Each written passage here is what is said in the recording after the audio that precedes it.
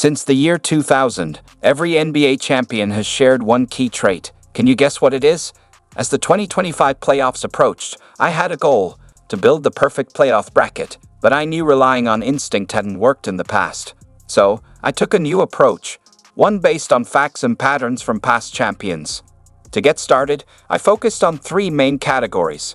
First up, star power. Think of legends like Shaq, Kobe, LeBron, and Steph. It's said that, except for the 2004 Pistons, every title-winning team had at least one MVP-level player. But how true is that? And is it more important to have one MVP or several All-Stars?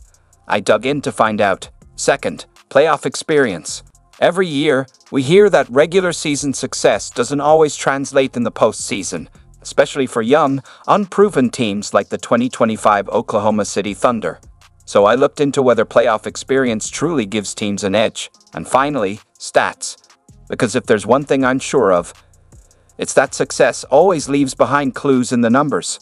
So, here's what I decided to do. Take a look at every NBA champion since 2000 and focus on 10 key stats. These categories might help us figure out which team is most likely to win it all in 2025.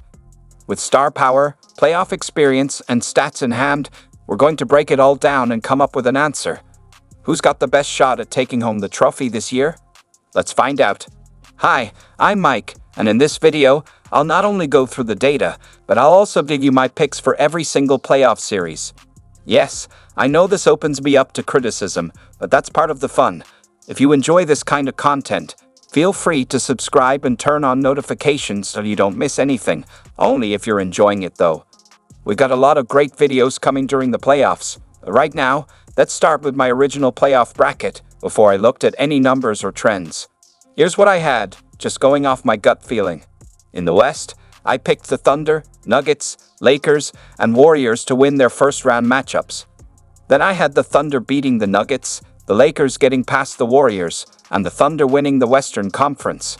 Over in the East, I had the Cavs, Bucks, Knicks, and Celtics moving on. I picked the Cavs to beat the Bucks, the Celtics to top the Knicks, and Boston to win the East and the championship.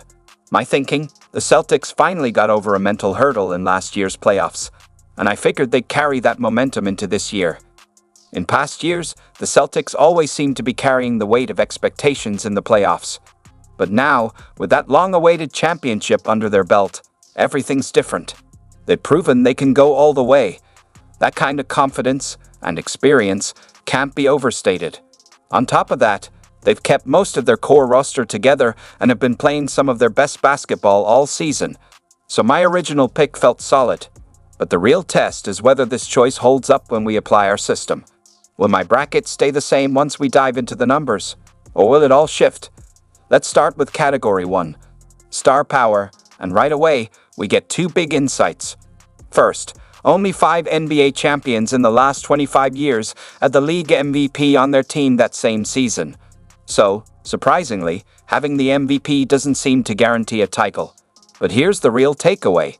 18 of the last 25 champions had at least one player who made first team All-NBA that season.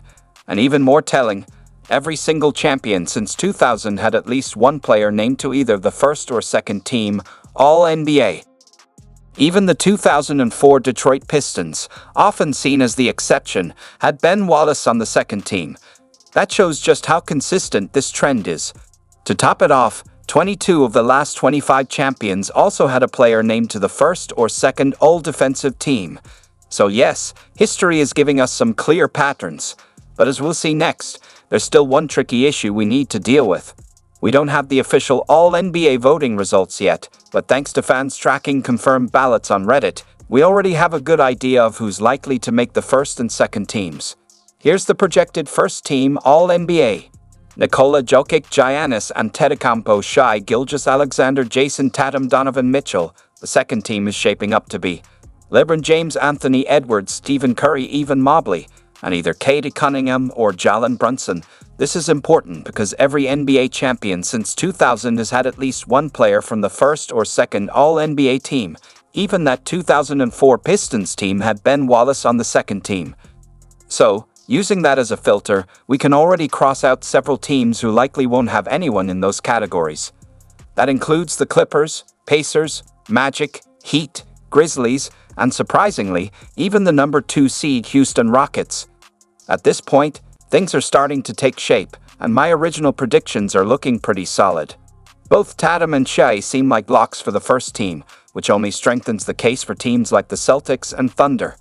Now let's move on to the second big factor, playoff experience. Here's what the history tells us: minus 20 of the last 25 champions had already made it to the conference finals or beyond with their current group of players before winning the title. That experience seems to really matter. The only 5 exceptions to that rule: 2004 Pistons, 2008 Celtics, 2015 Warriors, 2019 Raptors, 2020 Lakers. So while there's no perfect formula to guarantee a championship, our goal is simple.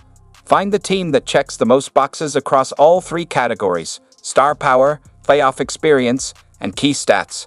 We're getting closer.